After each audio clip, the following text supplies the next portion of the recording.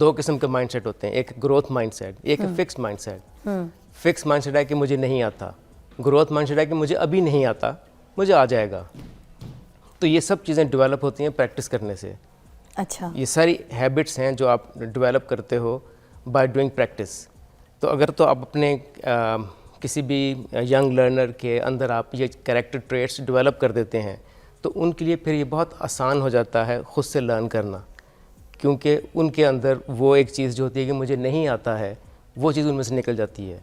مطلب آپ کہہ رہے ہیں کہ جدید دور میں یہ جو کتابی علم ہے اس سے زیادہ پریکٹیکل جو ہے وہ پریکٹس اور پریکٹیکل لرننگ جو ہے دیٹ از مور امپورٹنٹ. جی, میں بالکل یہ کہہ رہا ہوں کہ جو پریکٹیکل لرننگ ہے وہ مور امپورٹنٹ ہے. وہ جدید دور میں بھی اور اس سے پہلے والے دور میں بھی زیادہ امپورٹنٹ وہی تھیں کہ آپ کو ایک چیز کرنی آنی چاہیے.